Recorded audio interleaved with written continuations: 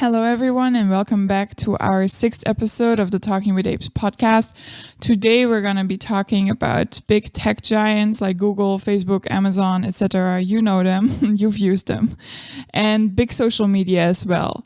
Both the EU and the USA have put in some policies to tackle the monopoly of these big tech companies. And today we'll discuss why are they doing it? Is it good? Is it bad? How does it relate to censorship? Maybe some policies are better than others. Spoiler ahead, it's not good. But, we'll talk about it. Cracking down on these monopolies is very necessary. Oh, I thought you were referring to the monopolies themselves. Oh, yeah. No, the I don't know. monopolies there is positive are not things good. to be said about Okay, monopolies. guys, just let me do the intro.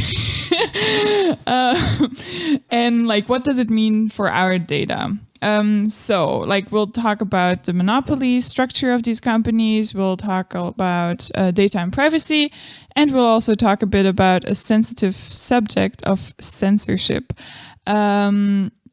But before we get started, do you want to introduce yourselves, guys? I am Kinan. I am a Syrian quote-unquote leftist, I guess, and I work in automation, and I'm interested in activism. And I am the third ape in the Talking with Apes program. So you work for the enemy. I do. Hi, I'm Tom. I'm a Belgian leftist in that sense. I don't know. That's weird to use that duality. I'm Just sure. skip it. And I spend way too much time on the internet. I'm Morgan. I am a German leftist. And I also spend way too much time on the internet, and I also study digital media. So yeah, I'm going to be using the enemy.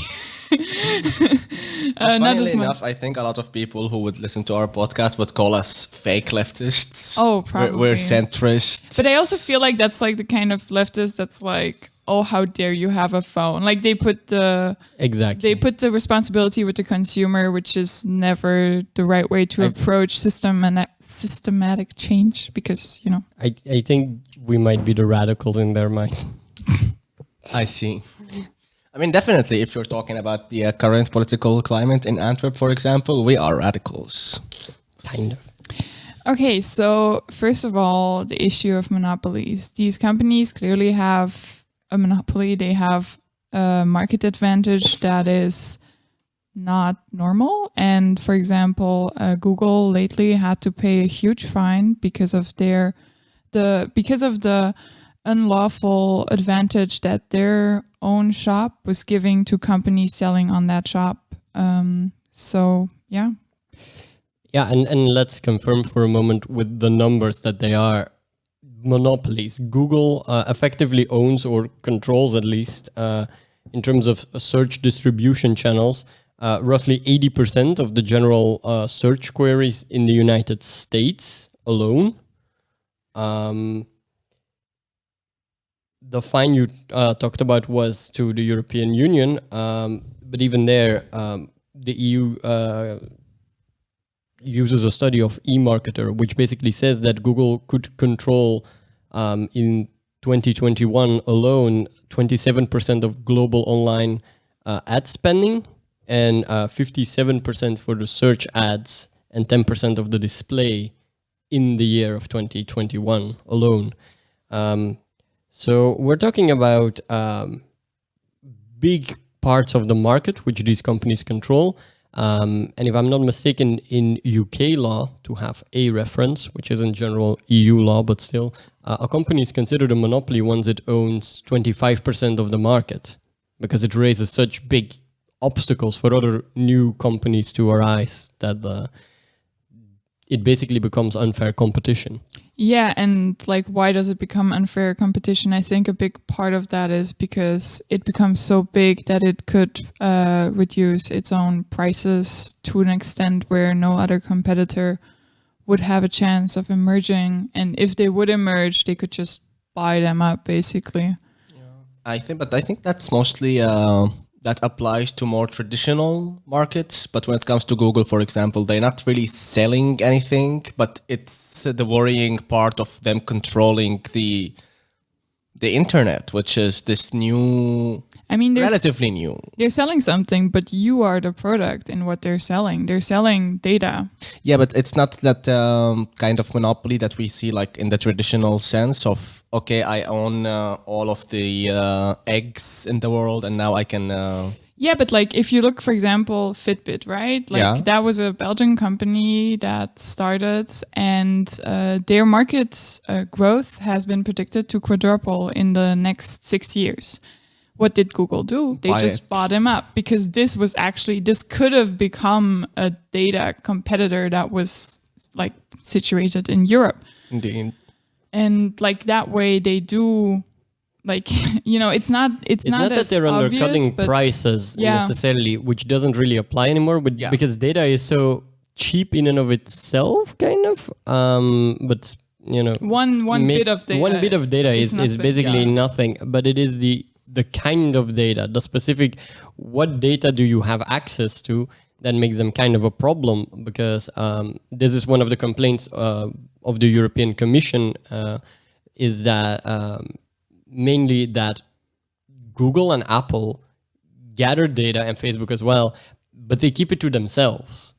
And another company is not allowed to buy that data, or cannot buy into that data to basically have the same starting advantage.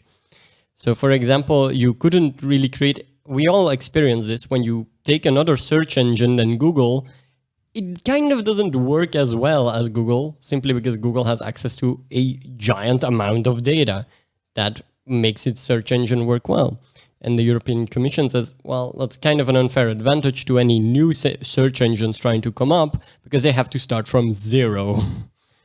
Indeed. And that's what we're not even talking about selling your data, like Cambridge Analytica, Facebook, that's something totally even else. Mm-hmm. And just to be clear, like we're talking about the monopoly of data right now, but yeah, this monopoly even includes a lot of algorithms, software, and we are going to talk about free software, I imagine. And this idea of, is software supposed to be just copyrighted, is in the sense, well, I own this algorithm now and you can't copy it, which if anybody is interested in tech history, they will know that this has been always a very controversial subject.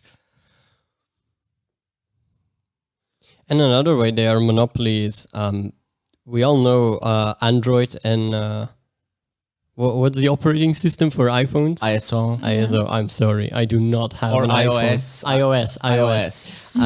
ISO something else. Samsung, for example, Samsung, for example, pushes you to use Google and Google Docs and Google Drive and all the Google stuff, because Google pays Samsung to, promote it and try to keep out the competitor, mainly the apps from Apple.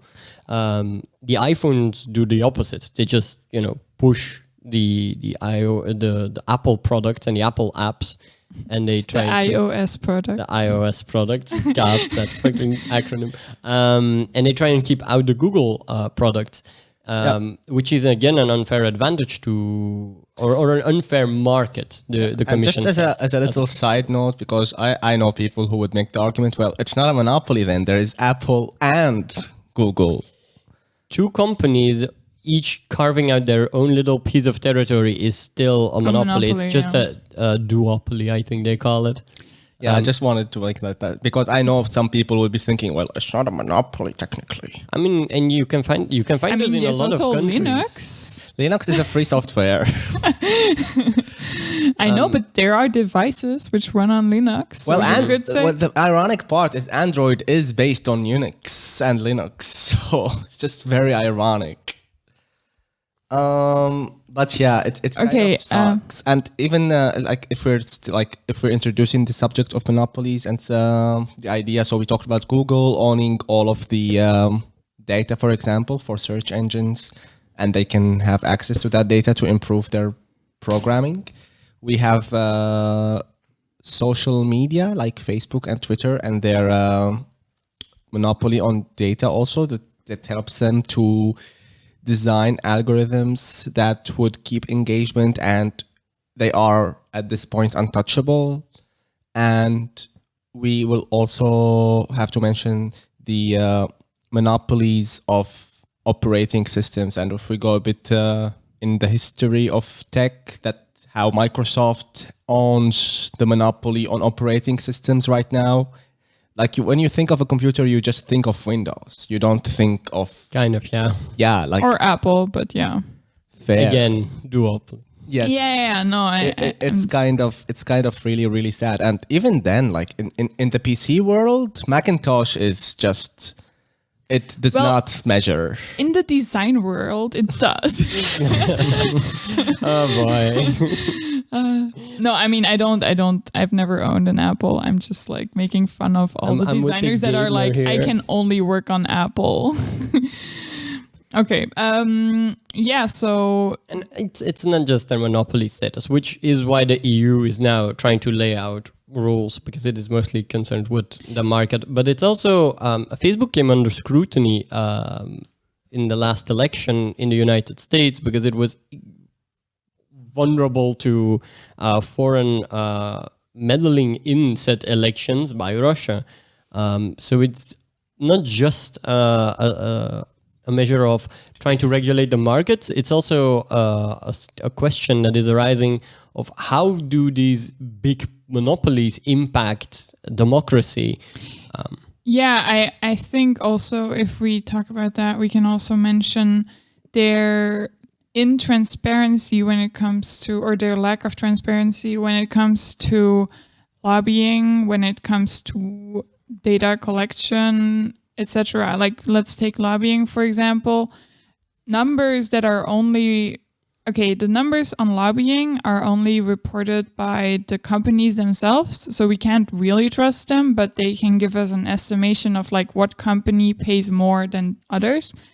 And if we take together Google, Amazon, Microsoft, Facebook, and Apple, they spend a total of 21 million in Brussels lobbying. So EU lobbying in a year. And there are talks about them upping that budget even more, considering the GDPR, etc. And then if we look at how transparent are they on the membership in think tanks, only Microsoft really admits that they are part of all the major think tanks in Europe. Facebook doesn't admit anything. Like, they say that they are not a part of anything. And a big problem with this is we can't really control it. It's a bit like the numbers for lobbying, because these think tanks don't want to disclose their members, or like a lot of them at least don't openly display the numbers of who is part of them and who is not. And like the 21 million that they spent on lobbying, we can compare it to the car market, which is a very, very big industry in Germany. Yes. And if we look at the combined number of Volkswagen, Daimler, Mercedes, BMW, Renault, Ford, Fiat, and Peugeot, they in total spent 7.9 million, which is still less than what That's Google alone A pays. third? Or Yeah, exactly. Almost a third. So like Google pays about as much per year as like all of these car companies pay together in a year. But don't worry, people. They have your best interests at heart. So I don't know what you guys have like planned for the Outline. So we talked about these companies owning monopolies on data and algorithms, and now we're talking about their influence on politics. So that's it kind of contributes to them maintaining the monopoly if they are the only one that have enough money to skew politics in one or the other direction. Historically, the because multiple people have already pointed towards this being a parallel for the beginning of the 20th century, the time of big oil barons like John D. Rockefeller, or the giant trusts in the US, like US Steel. I mean, and John D. Rockefeller Standard Oil was also a giant trust. Some of those monopolies, which, to be clear, the current oil companies don't compare to anymore, even though they are still big, they had more influence than elected officials on policy making, simply because they were so big. And besides official just economic power, which they could leverage, they still had, dirty tactics, which they used at any given time. That isn't to say that Google has or uses dirty tactics, though in all honesty, I would be surprised if they didn't sometimes. I mean, they pay a shit ton in fines every year too. Exactly. So just the fact that they exist and that you don't want to lose them is in and of itself kind of a way to blackmail a country or an economic area. And before the GDPR, we had no way of finding these companies to an extent where it would hurt them, because any law that they put in place was always like kind of a fixed number. And now with the GDPR, it's actually the first time that they said that the maximum amount you can fine one tech company for is 10%, not of their European revenue, but of that's their... the British system, I believe. That's Is the system the Brits want to put in place. I don't know. It might be the same for the EU. I think that's what the GDPR already says. Okay. Well, there you go. Thank you. Yeah, I'm like now I'm a bit unsure, of course, because I read a lot of I definitely articles. know.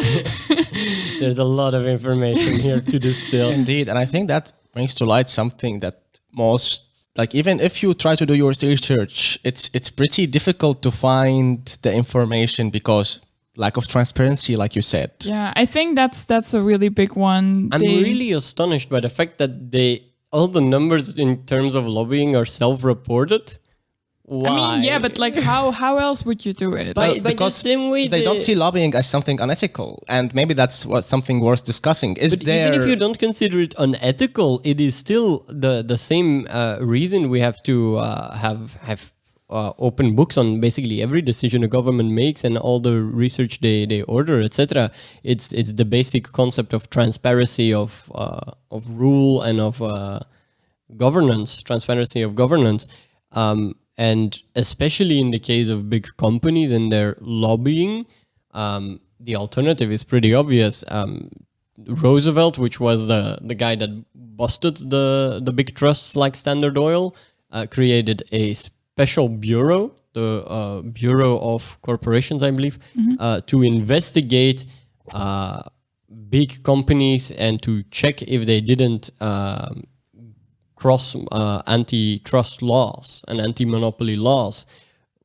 It would only make sense for the EU to have a bureau, an investigative bureau, or an investigative institution that would simply publish the numbers on lobbying for each and every company.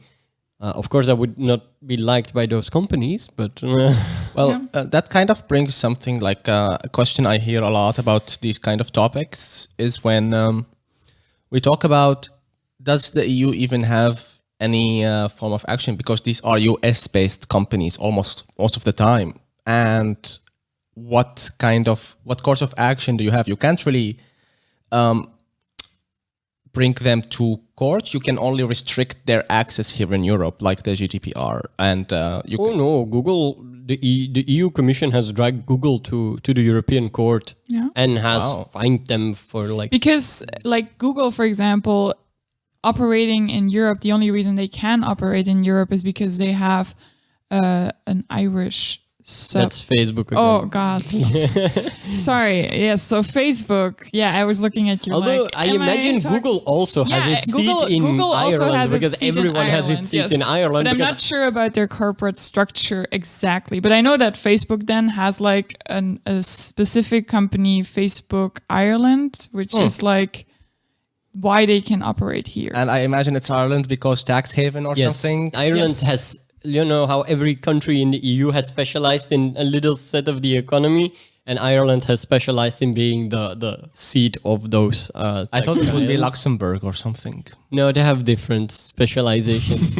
But when you're describing the difficult corporate structure, the whole complexity of the issue, the large amounts of research you need to do on it, I do want to refer back to, again, history, because I'm sorry, I'm a history teacher, but also because I want to point out and shine the spotlight on one person, one historical person for a moment, which is Ida Tarbell, which was the woman, an investigative journalist, and in her time, one of the first women with a science degree in the US.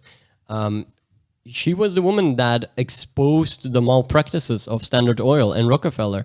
And in that time, it was also extremely difficult to get a grip of the corporate structures because they were overly complex, mostly by the will of those companies By themselves. design. Yeah, by design.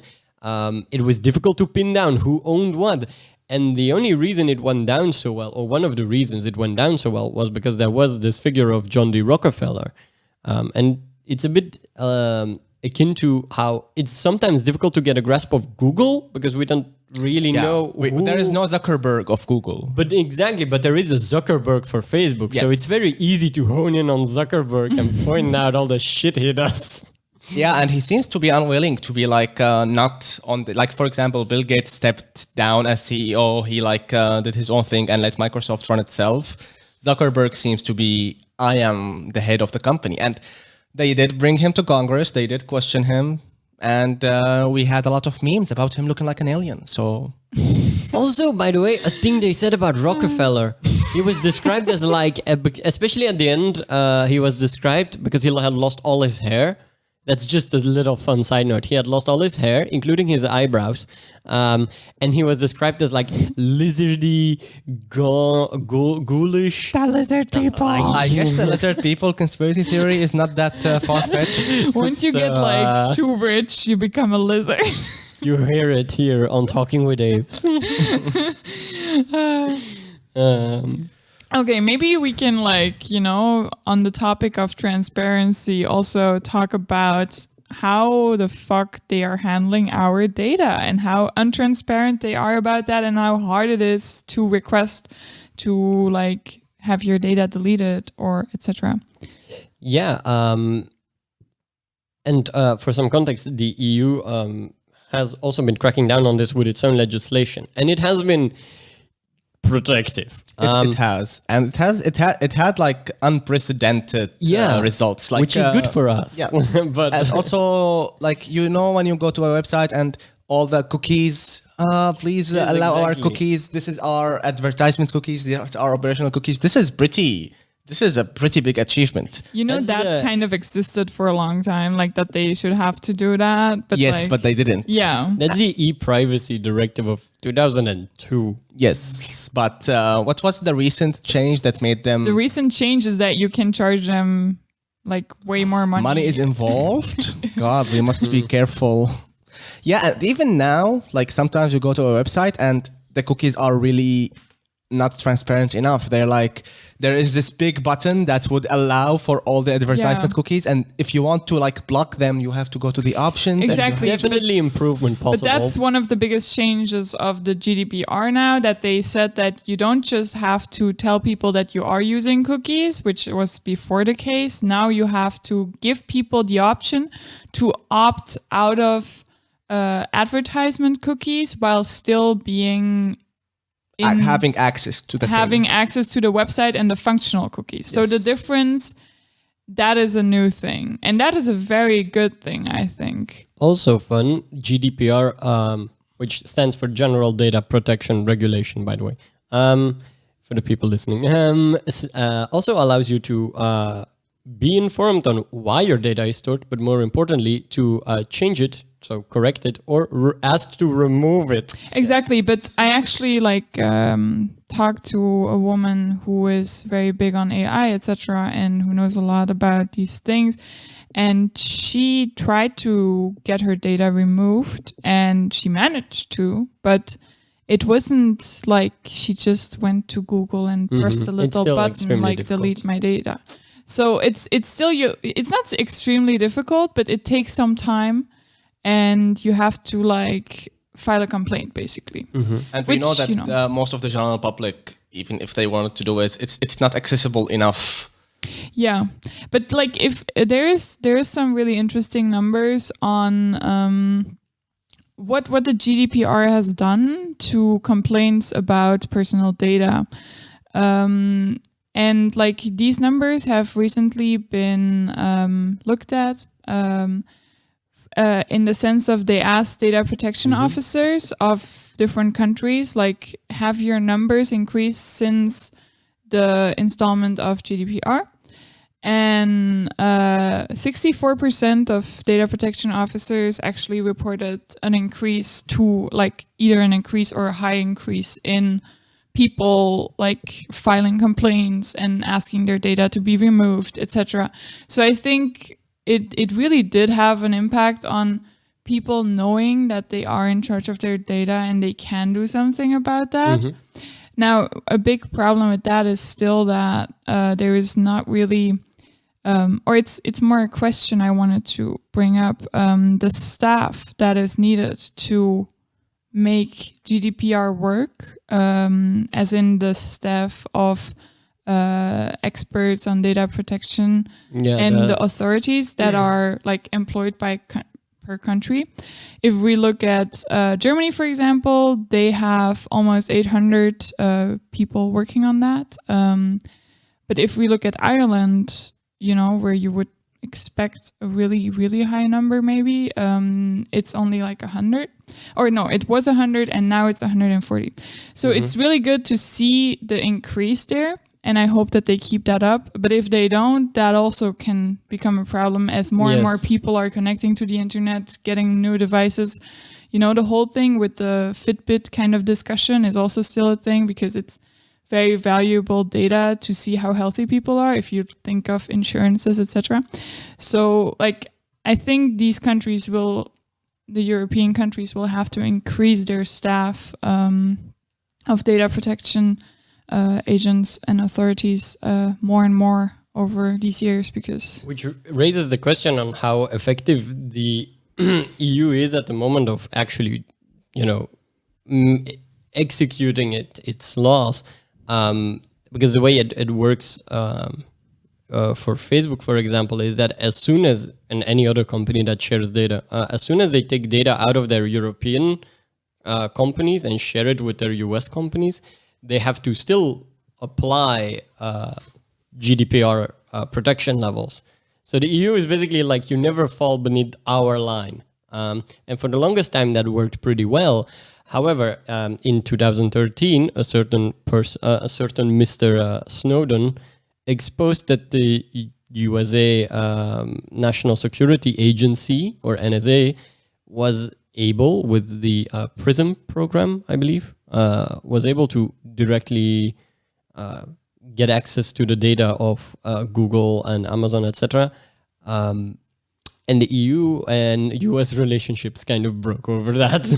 It reminds me of John Oliver's piece on data protection. Yes, we can see your dick. Exactly. So those arrangements are kind of being renegotiated. But it's interesting because there is a real risk. They'll probably never let it come to this, but there is a risk that Facebook gets blocked by the Irish regulator from taking and sharing any data from EU context with its parent company in the USA. Simply because the EU says, as long as this isn't fixed, you can share data. Well, wouldn't they just open like another branch somewhere else? But they can't take it out of the EU. They can share it with their US company. That's the problem. Yeah. Because according currently to the EU and the European Court of Justice, the Facebook US is not a valid place, or is not a safe place for European data to be transferred to. What you're saying is right, though. Like Facebook itself had a spokesperson almost say that Facebook can't operate this way and might have to withdraw from Europe, and then they kind of scrambled back and they were like, oh no. We're Yeah, not exactly. withdrawing. And they'll never let it come to that probably Yeah. because let's be fair, that would be It's a lot of data. The EU is the second largest economy and they have a shit ton of data from here, and neither does the EU want that probably. But Yeah. it's still. I mean, I imagine if you couldn't access Facebook tomorrow, a lot of EU citizens would be like, "What the fuck is going on?" exactly. So maybe we should do just like China and make our own social media website. Well, maybe not just like China. I do, because this is one of the things we didn't consider. Are the monopolies good or bad? There is a really interesting difference because in the US you have basically laissez-faire capitalism, right? Yes. The US is like venture capitalism, yay! Liberty. Exactly. And in China, you have state capitalism, which is basically like we use the resources of everything and we pump it into certain Oh yeah, companies. it's hilarious. Like my dad, he works at Mercedes, and they shipped a car. Like, you know, they have these cars that are like designed, Yes. and there's only one of them, and like nobody can see it, you know, because it's top secret, and there's a seal around it and everything. The whole corporate espionage thing. Yeah, exactly. And they ship it, and like the douana, the border border police control, yeah, control they thingy. just they just opened it. They took off like all the protective wrap What that the like makes you not see the shapes, and they took photos of it, and they said like, yeah, this is what we do to all companies. And now Mercedes can't like ship these fancy models anymore. Oh wow. But have you noticed how between Google, Amazon, Facebook, Oh, actually, sorry, this happened to BMW, and they told Mercedes because at least they okay. have that sort of level of rivalry. there is still some solidarity. yeah. Like we all don't like China doing that. But have you noticed how the EU doesn't have any of those big companies? Even in the top 20, 9 are Chinese and 11 are American in the like top 20 biggest tech companies in the world. There is no European one in the top 20, and even in the top.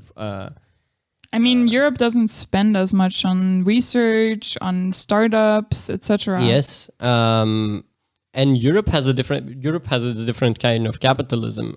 It doesn't pump in it as much money into those things. It's also not interested in those big companies. The EU has actively always been against big leader companies like Google or Microsoft or like the Chinese companies like Alibaba, etc. TikTok. Yeah, We another completely example. didn't talk about that one, but it's increasing in Oh numbers. yeah, that one yes. is super problematic too. But it does raise a question because the EU is also kind of not that great at innovation because of that. I mean, I don't know if that's necessarily true. It's more like, well, it's just not. It's not allowing for that. It's killing it on the seed. You know, you're not allowed Yeah. to become that. So maybe that's not necessarily. We're still allowing innovation, and there's still a lot of investment and research. We're just not allowing somebody to like, okay, now I control the economy. Most of those companies that do start up in the EU and that blossom or that, you know, the seed blossoms into something immediately gets snatched by American companies or Chinese companies. Again, and they Fitbit. move to the Yeah. US, or they just move to the US for themselves. Because, and I do think this is important to point out. Didn't Spotify also start as a European company? Yes, that was, I believe, Swedish or Norwegian Yeah. or something. Scandinavian in any way. Yeah.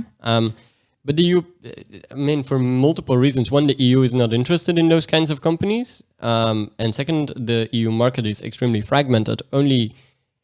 While the service industry counts for 80% of the EU economy, that's not the part that gets unified. The union is actually mostly focused on goods, not on services. So it's still...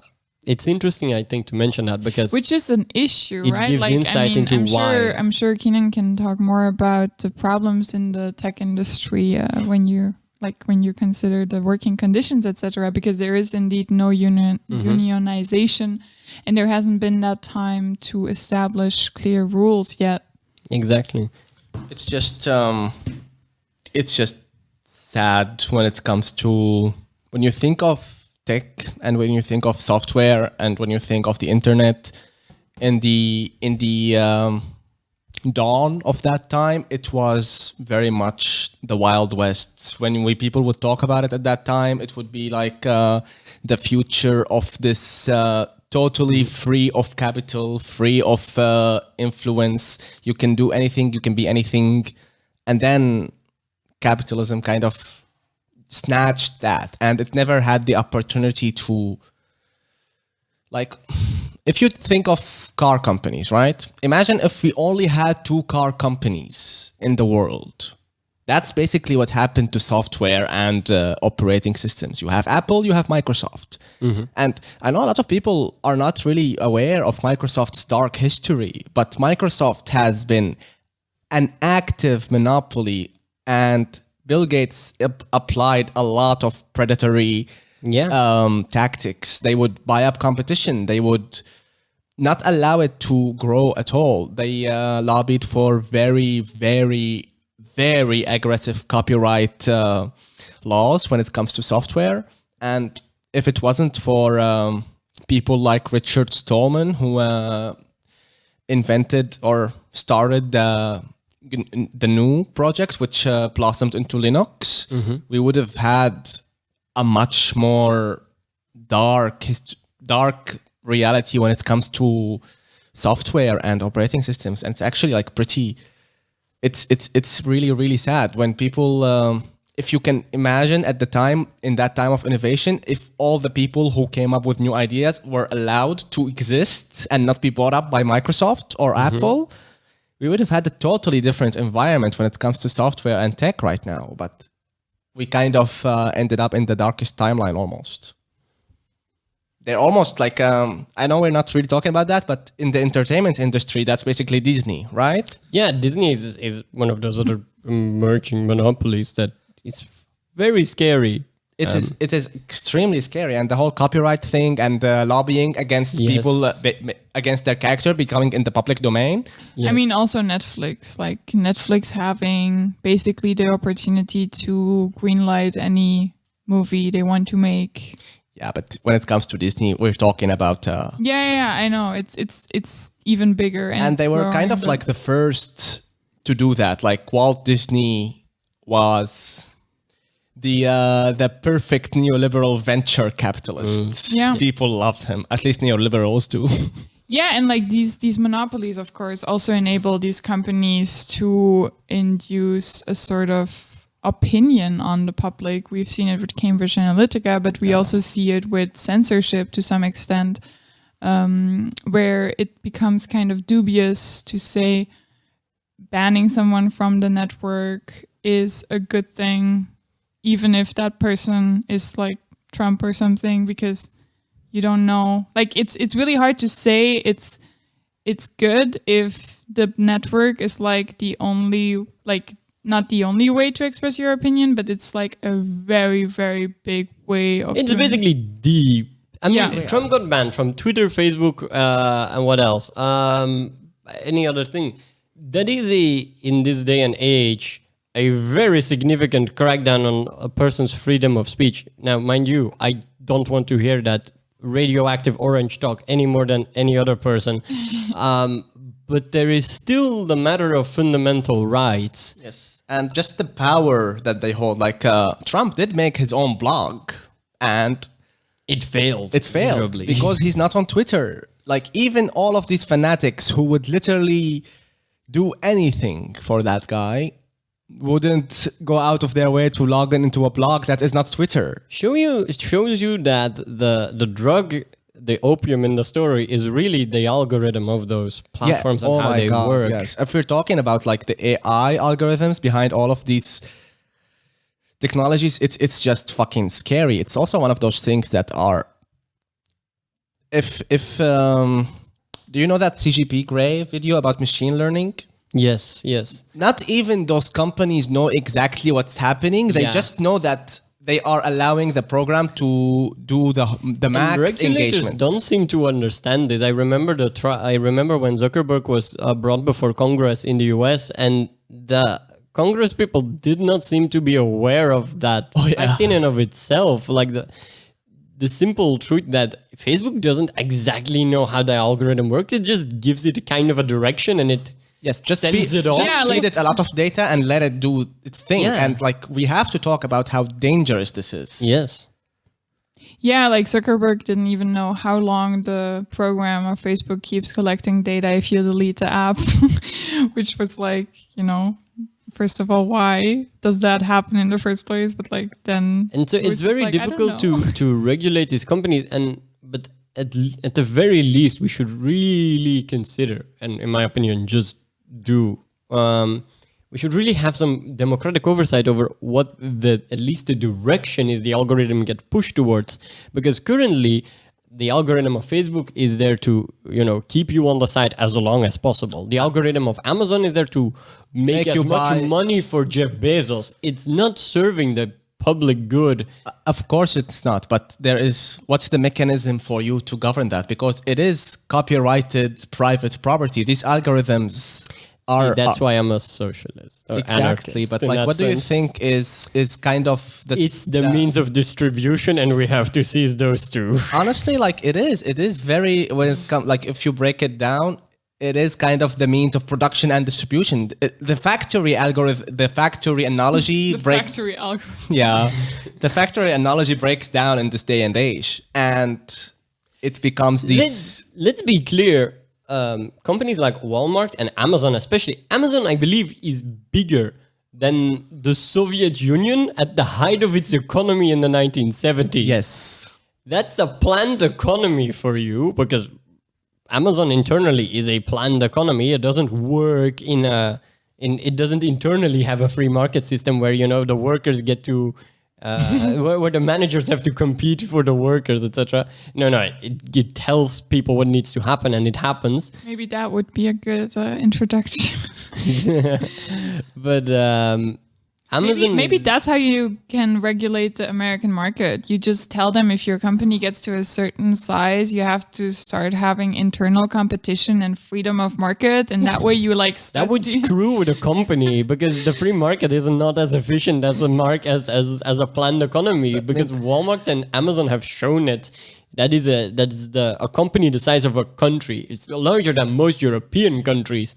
Yeah. And it functions extremely efficiently and extremely fast. Because it's the decision making there is not human. No, I think that's exactly. a lot of people are not like aware of that. The decision making in these, once you reach that kind of level, you're leaving the decision making to an algorithm. Exactly. And these algorithms, like I said, are private property, and there should be a way to stop this, because this is extremely dangerous. Imagine what this could do if it wasn't simply optimized for, Maximize funneling money profits. in Jeff Bezos's endless pockets, but also for environmental efficiency, like to emit the least amount of carbon.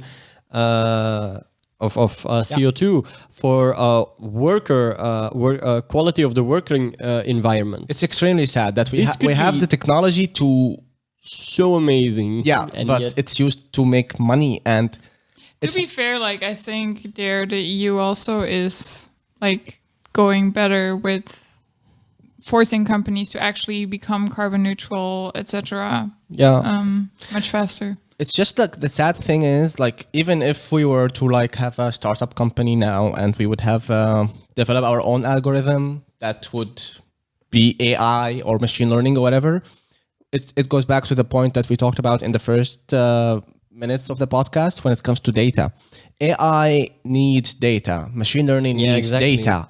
And we it's- can just pay Google to share their data with our algorithm so it can develop in its own direction, because Google doesn't do that. It just uses its own data, and so does Facebook and Amazon, etc. And that's the monopoly of data, and it's extremely dangerous. And it's Yeah, but like there has been talks about forbidding that, like you could Yeah. install a policy that's just like if you have a certain size and a certain amount of data, you are obliged to share, like to not share the data, but to share the algorithm that collects it yeah, and that would make and sense. make it open source. Because it's the same question as it's in a certain sense it's the same question as Monsanto faces. Mainly, if you take the I'll DNA, Bayer now. Bayer, Monsanto has been bought up by Bayer. and now it's called Bayer just, I mean, or Bayer Monsanto, or what? I think they whatever. were trying to phase out the name because Monsanto has such a bad name. But Yeah, I'm kind not of. sure how far they are in that. But I mean, if you take if you sequence the DNA of a certain seed, do you own that DNA sequence? It's kind of bullshit because that DNA sequence developed over millions of years of evolution. I mean, not honestly, because of you. the copyright issues and like the intellectual property it deserves its own episode of the that is podcast. its own discussion. But it is very linked to this to today's Exactly, yeah. podcast because It's linked to the solutions. yes, because, definitely, and yeah. it's part of the problem. Like Richard Stallman was the first to coin the term copyleft because in his time there wasn't any. In the law that existed in his time, there wasn't any mechanism to do a really free software that would allow for distribution, that would allow for development, and would not never ever be owned by a company. So what happened to Richard Stallman was he developed a Perl script or something as a Python interpreter or a Perl interpreter. I can't remember the details. And We all know what a Python interpreter Exactly. is. I can't know what remember- Python is. It's a I coding can't remember. language, but Python didn't exist then, probably. Okay. That's all that I'm saying. Okay. I'm probably making the wrong Okay, cool. info. I'm not I'm saying. sorry. I was just like confused. continue. Okay. And what happened to him is that.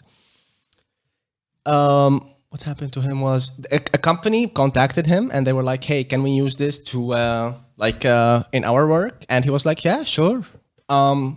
And after 5 years or something, he was like, "Hey, can I because they worked on it and they improved it?" And he was like, "Hey, can I also get a copy of what you improved?" And they were like, "No, now we own this. This is because technically, legally speaking, they got his license, they developed it and improved it to something that becomes their own." And he sweared like, "I would never let this happen again."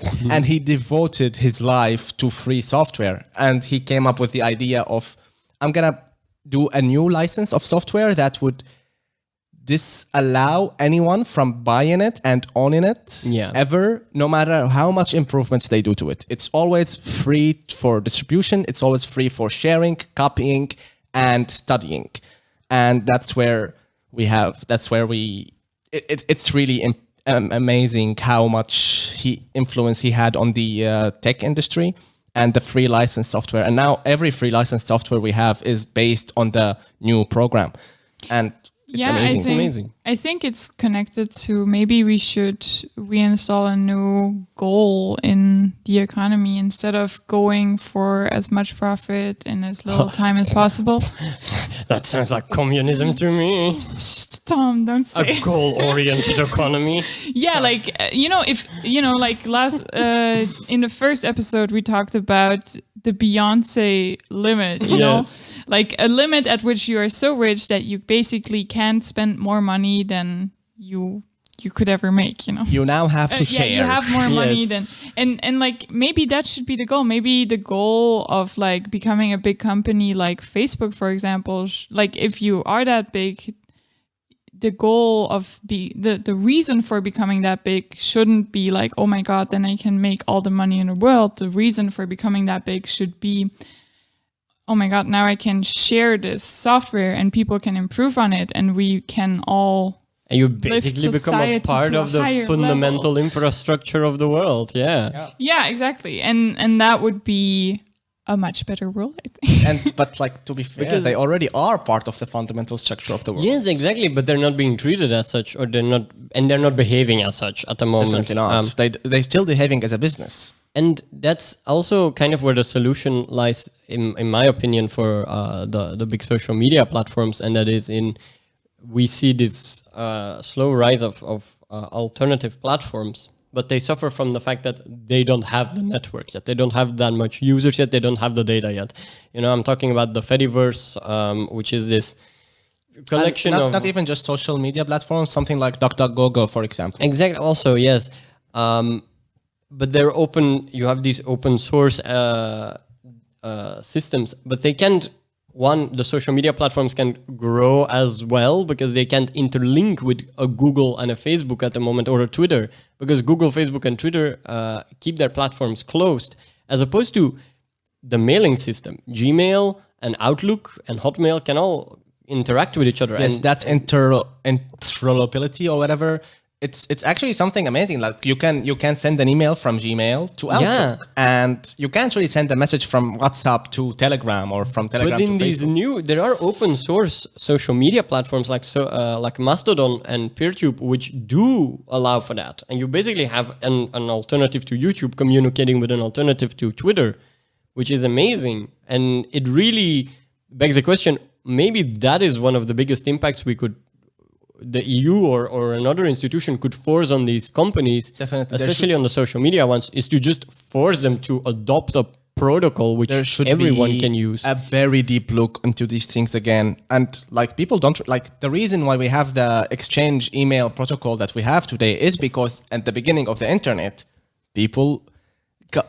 companies like Google didn't exist.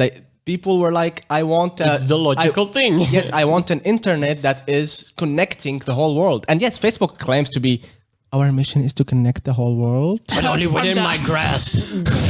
Yeah. Yeah, We have such amazing technologies that happened because these people wanted an actual exchange-free program and network. Yeah, I think. Sorry, now I got kind of. Yeah, I don't remember what I wanted to say.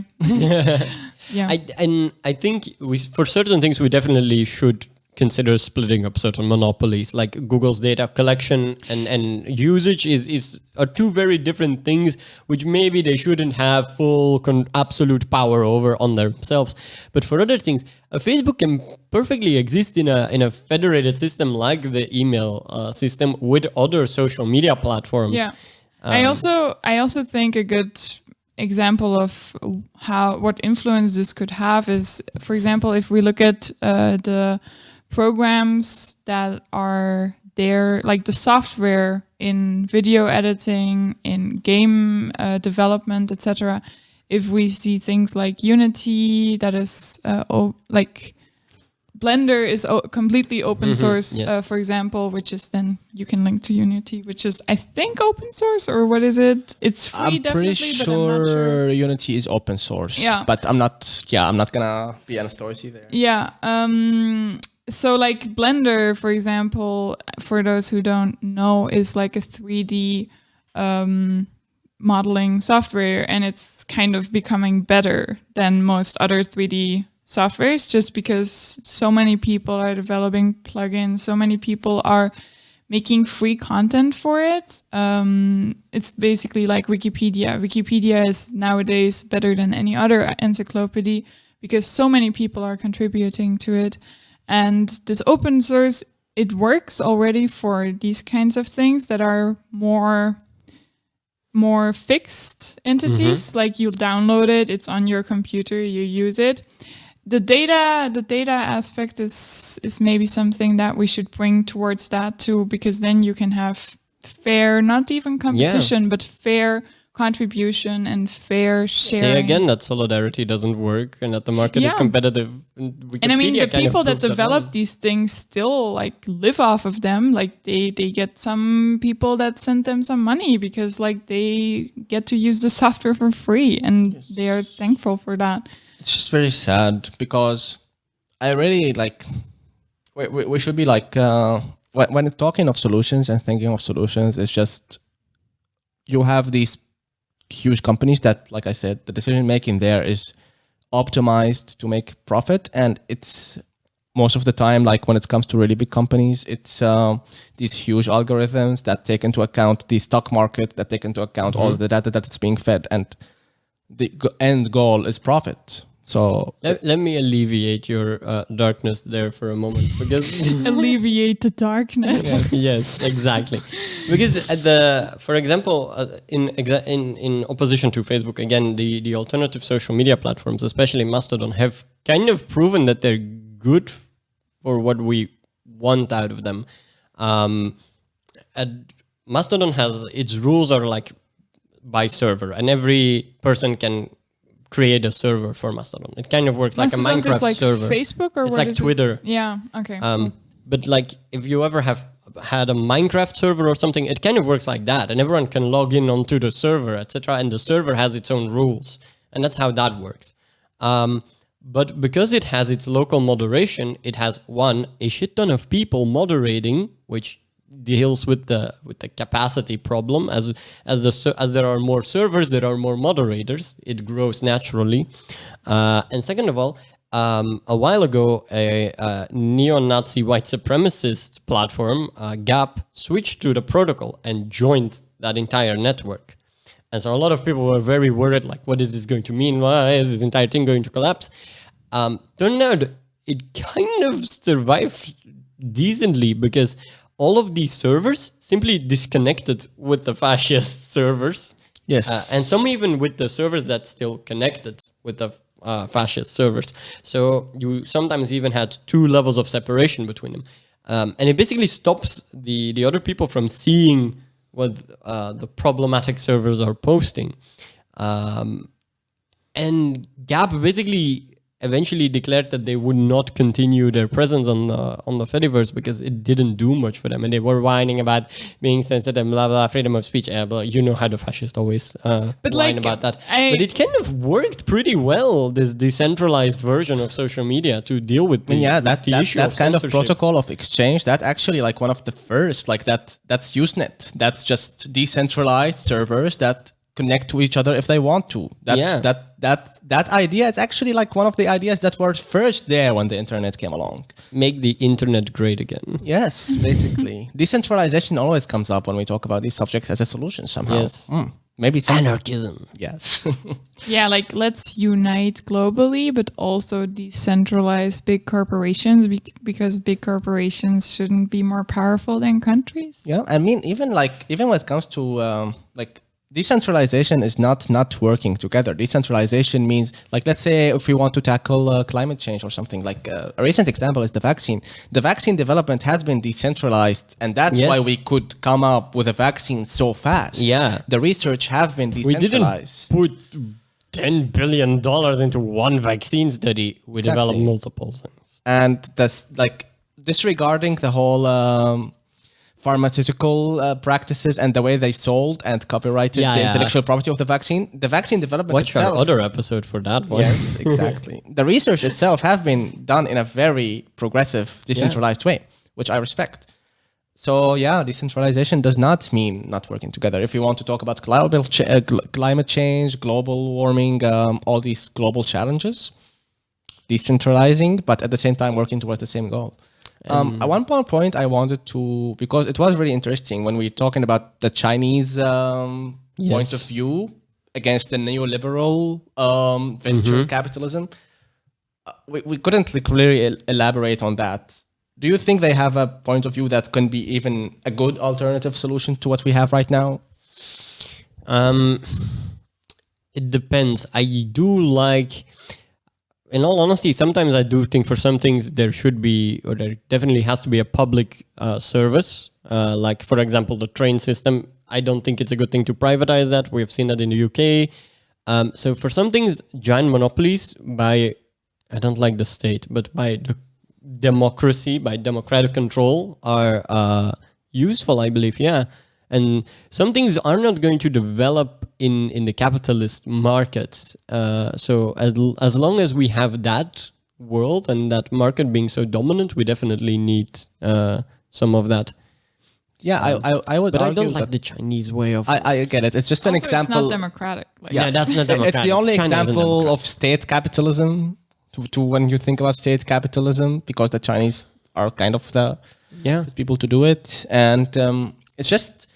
I agree with the idea. Like, we just have to acknowledge, I think it's really a step that we need to take, because a lot of people haven't really taken that step yet, that big data and big tech companies and the internet and Facebook and social media platforms are, in today's age, what the electrical grid was in its time. They are to us what the big oil companies, what the transit system. They run our society. They are integral. There is no way that we can go. They are not gonna go away anytime soon. And we should, like, once we data acknowledge is the that, new oil. yes. Once we acknowledge that, we can finally move to the conversation of maybe they should not be privately owned. That's all. So there you got it. That's something to think about. Let's hope it goes better than it did with oil and some electricity in some countries. And maybe consider those things when you are organizing people. And Yeah, I think if we solve climate change, data is going to be the next big thing to... Maybe solving data will help us solve climate change. exactly. Yeah. I mean, I think those two need to go together because the world is moving so fast that we can't really focus on one thing at a time anymore. Yes. So now I think it's time to wrap up. I hope that you learned something or are considering data in a new light. And we'll see you next time, maybe to talk a bit more about censorship. For example, Yeah, yes. maybe censorship and copyright, I think, would be... because those are very big topics that we wanted to discuss more, but it's so We are big also that- open for other suggestions. Yes, of course. Yes, of course. Always Always leave a comment, subscribe. Like, subscribe, and watch our old podcasts because a lot of you haven't yet. So see you there. Yeah, you will find it in the... there's a playlist that will show up if you're watching on YouTube. Yes, and if or on you're- our website, talkingwithapes.com, etc., etc. or whatever podcast program you're using.